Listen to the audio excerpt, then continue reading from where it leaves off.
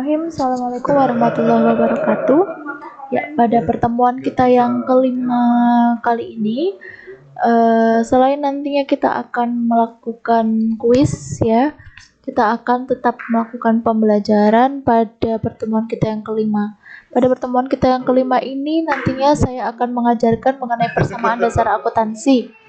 Apa itu persamaan dasar akuntansi? Persamaan dasar akuntansi itu merupakan eh, tata cara pencatatan akuntansi yang masih sangat sederhana. Nah, biasanya persamaan dasar akuntansi itu digunakan bagi perusahaan-perusahaan yang masih baru atau perusahaan-perusahaan yang memiliki omset tidak lebih besar dari 10 juta, biasanya seperti itu. Nah, UMKM atau perusahaan-perusahaan yang memiliki omset kecil ini seringkali tidak terlalu ingin tidak terlalu ingin mencatatkan keuangannya atau mungkin kesulitan mencatatkan keuangannya dengan secara detail atau dengan cara atau metode-metode yang sesuai dengan PSAK, sehingga ada cara mudah yang disampaikan oleh Luca Pacioli. Sebetulnya persamaan dasar akuntansi ini adalah sebuah ilmu dasar yang digunakan untuk mencatat akuntansi yang bentuknya paling sangat sederhana. Nah, dalam persamaan dasar akuntansi perlu teman-teman ketahui bahwa ada sebuah rumus yang nantinya harus teman-teman pahami, bahwa dalam semua transaksi itu nanti dicatatkan dengan rumus harta sama dengan hutang plus modal.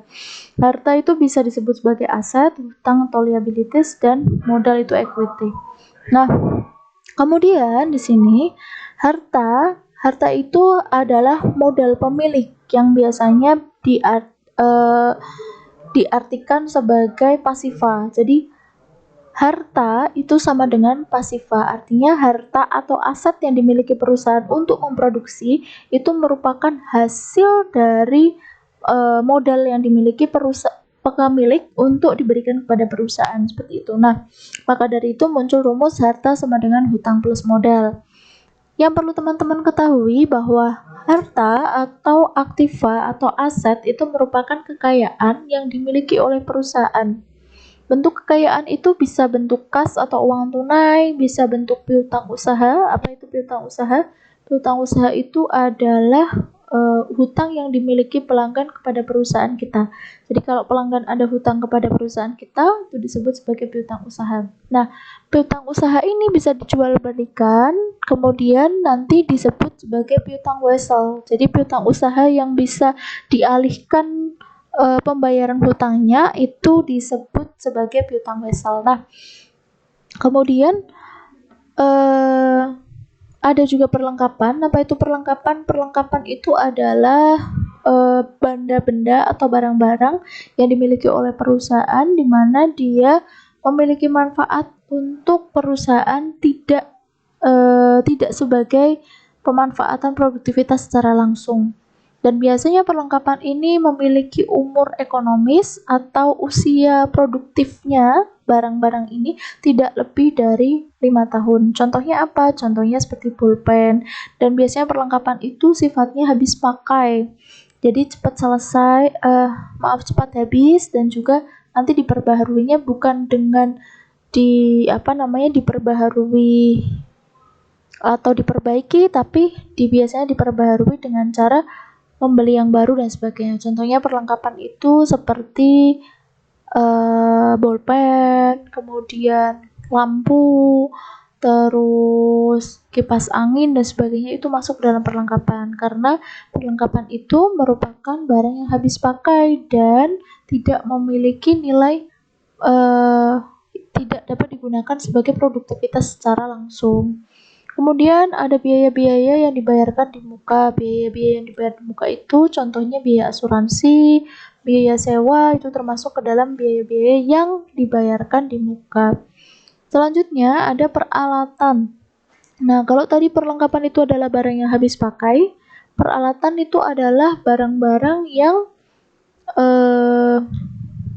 memiliki nilai produktivitas lebih dari 5 tahun. Jadi dan biasanya peralatan itu digunakan perusahaan untuk melakukan produktivitas secara langsung. Jadi misalkan perusahaan Primatek misalkan, berarti di situ mesin-mesin yang digunakan untuk membuat kain itu termasuk dalam peralatan.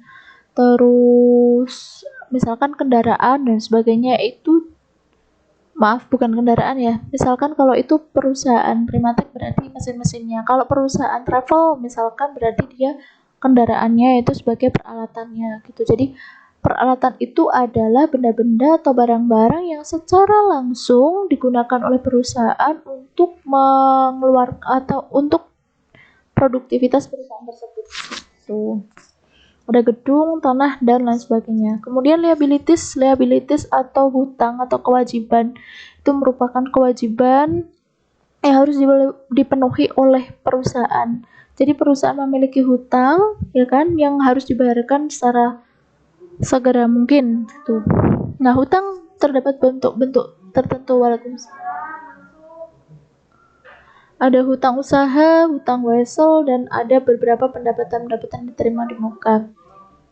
Terus yang terakhir ada modal pemilik. Modal pemilik di sini merupakan sebuah hak dari para pemilik perusahaan yang ditanamkan ke dalam sebuah perusahaan. Jadi artinya ketika perusahaan itu sudah berdiri, kemudian ada orang yang menginvestasikan uangnya ke dalam perusahaan, nah uang itu disebut sebagai modal gitu. Nah, kita langsung masuk saja ke dalam transaksi. Apa itu transaksi? Sudah saya jelaskan di minggu lalu ya. Transaksi itu merupakan jenis-jenis kegiatan perusahaan yang dapat dinilai sebagai uang. Dalam kegiatan itu biasanya perusahaan melakukan kegiatan-kegiatan berupa produktivitas yang nantinya dapat menghasilkan keuangan untuk laba ataupun rugi dalam perusahaan tersebut gitu ya.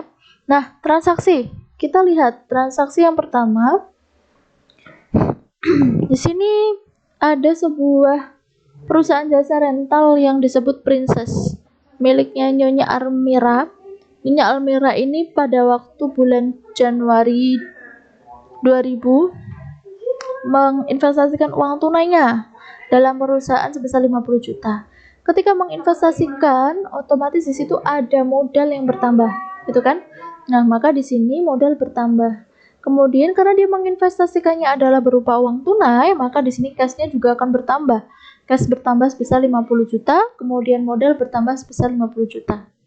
Kemudian transaksi yang kedua. Transaksi yang kedua adalah pembelian peralatan secara tunai sebesar 15 juta. Berarti di sini ada yang bertambah, yaitu peralatannya. Mengapa peralatan bertambah? Karena sudah dibeli, berarti peralatannya bertambah. Peralatan masuk ke dalam apa? Peralatan masuk ke dalam aset. Jadi nanti di kolom aset ada kas yang bertambah. Terus di sini karena dia pembayarannya adalah secara tunai, berarti dia membeli. Otomatis kan harus mengeluarkan uang secara tunai kan? Berarti mengurangi uang kas perusahaan sebesar 15 juta. Berarti kas di sini berkurang sebesar 15 juta. Kemudian equipment atau peralatan di sini akan bertambah sebesar 15 juta. Kolom yang sebelahnya kita kosongi atau 0 yang bertambah ya. Kemudian transaksi yang ketiga, Nyonya Almira membeli tambahan peralatan. Nah, berarti di sini ada tambahan peralatan yang dilakukan pembayarannya secara kredit karena di sini pembayarannya di bulan depan. Berarti di sini ada peralatan yang bertambah, sama seperti tadi, ya kan? Peralatan bertambah, kemudian pembayarannya bulan depan, berarti masuknya ke dalam kewajiban. Nah, berarti masuk ke dalam account payable atau utang usaha. Nih, berarti peralatan sebesar 5 juta bertambah, kemudian account payable juga bertambah sebesar 5 juta. Transaksi yang keempat, Nyonya Almira menerima uang dari pelanggan dari atas dasar jasa rental yang ditawarkan 1.600.000, berarti menerima uang. Maka ketika kita ada kata-kata menerima uang berarti ada kas yang bertambah. Uangnya tunai atau tidak? Kalau uangnya tunai berarti di situ masuk ke dalam kas secara langsung. Tapi kalau uangnya masih minggu depan atau ini berarti masuknya ke dalam piutang usaha. Karena di sini menerima uangnya secara langsung berarti ada kas yang bertambah. Kemudian di sini ketika ada kas yang bertambah, karena di sini adalah adanya kegiatan pelayanan atau jasa yang diberikan kepada pelanggan, maka otomatis di sini masuk ke dalam pendapatan. Mengapa masuk ke dalam pendapatan? Karena ada fasilitas ataupun jasa diberikan kepada pelanggan dan pelanggan di sini memberikan pendapatannya. Maksud saya pelanggan di sini memberikan uangnya untuk dijadikan sebagai pendapatan dalam perusahaan. Maka di sini nantinya kas akan bertambah sebesar 1.600.000, kemudian juga modal atau equity dari milik Almira itu juga akan bertambah 1.600.000. Mengapa di sini bertambahnya ada di modal? Karena untuk modal itu sendiri hanya ada dua unsur yang dapat bertambah maupun berkurang. Jadi dalam modal itu hanya ada dua unsur. Unsur yang pertama adalah beban, unsur yang kedua adalah pendapatan. Jadi unsur yang pertama beban itu akan mengurangi modal, sedangkan pendapatan dia akan menambah modal, seperti itu. Nah, selanjutnya transaksi kelima, Nyonya Almira membayar gaji karyawan sebesar 800.000. Membayar, otomatis ketika kita berbicara membayar itu akan mengeluarkan uang, berarti ada kas berkurang. Membayar gaji karyawan masuknya ke dalam beban gaji. Maka karena tadi equity-nya dipengaruhi oleh dua faktor, yaitu pendapatan dan beban, maka di sini membayar gaji karyawan juga masuk ke dalam equity, tapi mengurangi, tidak menambah, karena di sini adalah pembayaran beban. Ya, di sini kita lihat, maka di sini cash-nya itu akan berkurang 800.000 ya. Kemudian equity-nya juga akan berkurang sebesar 800.000. Transaksi yang keenam, membayar biaya iklan, sama, berarti sifatnya sama, 8 ini di sini berkurang sebesar 500.000 dan modal juga akan berkurang sebesar 500.000. Transaksi ketujuh, membayar hutang kepada kreditur. Nah, ketika Nyonya Almira membayar hutang, otomatis ketika membayar hutang itu ada kas yang berkurang. Nah, selain kas yang berkurang, apalagi yang berkurang? Karena yang dibayarkan itu adalah hutang kita, berarti kewajiban dari yang kita miliki itu juga berkurang. Nah, ketika kewajiban yang kita miliki itu juga berkurang, berarti hutangnya akan dikurangi. Jadi, kas akan berkurang sebesar 2 juta, account payable atau utang usaha juga akan berkurang sebesar 2 juta. Nah, bentuk dari bersama dasar akuntansinya semacam ini. Kemudian nanti antara aset itu harus sama dengan 53.300.000, aset sama dengan liabilities plus equity. Jadi ini sudah sama atau balance. Kalau tidak balance bagaimana? Berarti ada yang keliru. Balance saja belum tentu tepat. Tapi kalau tidak balance berarti sudah dipastikan di situ ada yang keliru. Karena antara aset itu harus sama dengan liabilities plus equity. Gitu ya.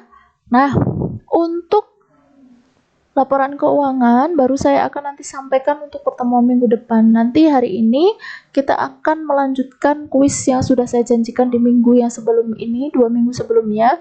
Plus nanti saya akan memberikan latihan untuk teman-teman supaya bisa dikerjakan, bisa dipelajari. Seperti itu ya. Terima kasih untuk teman-teman atas perhatian teman-teman semua. Selamat belajar. Tetap menjaga kesehatan selalu. Terima kasih dari saya. Wassalamualaikum warahmatullahi wabarakatuh.